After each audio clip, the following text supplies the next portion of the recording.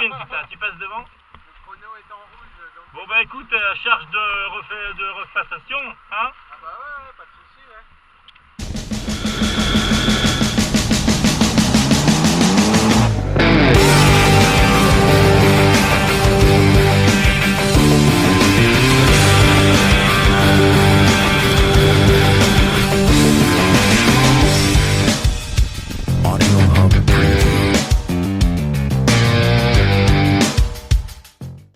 Histoire de faire le point sur notre parcours motocycliste, on se propose avec Jean-Rob de faire l'inventaire chronologique des motos qui nous ont permis de vivre notre passion.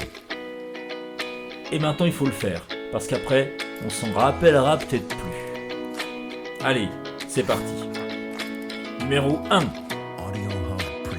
Pas trop difficile pour la première moto. Jean-Rob achète une Kawa presque par hasard, et c'est une bonne surprise. Polyvalente, elle passe partout, un bon gros mono qui distille un joli bruit.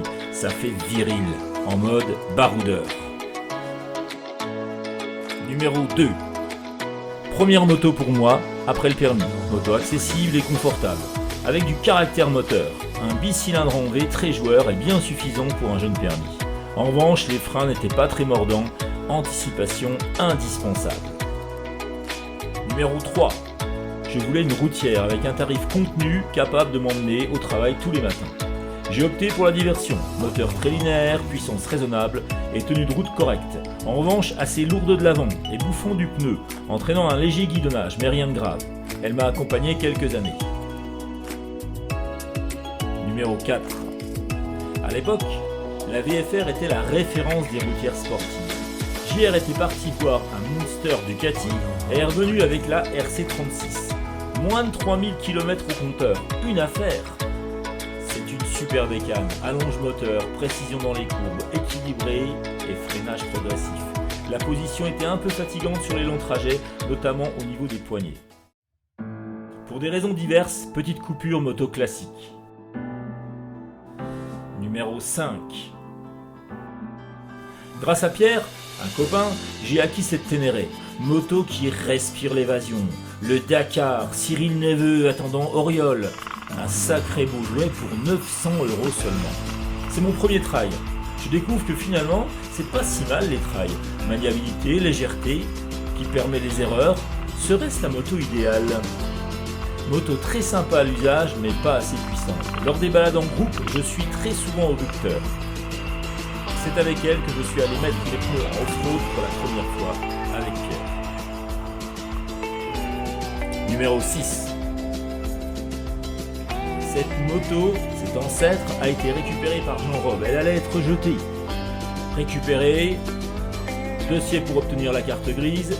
Depuis, elle attend gentiment que l'on s'occupe d'elle pour reprendre la route. On verra ça à la retraite. Numéro 7.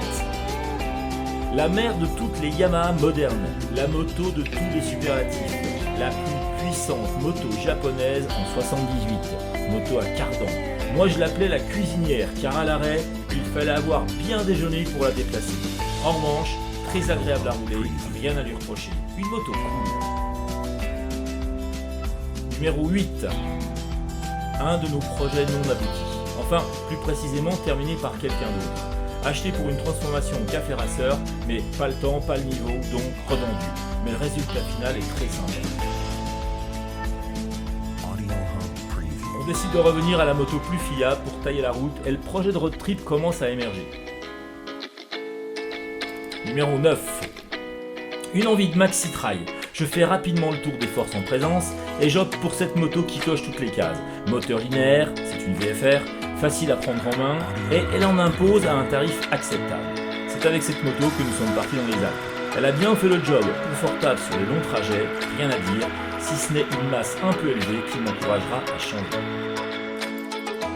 Numéro 10.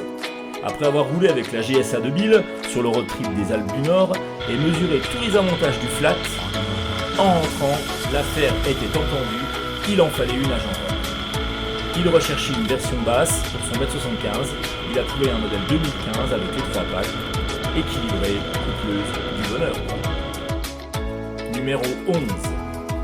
Elle vend du rêve, c'est sûr. J'ai opté pour la boîte DCT.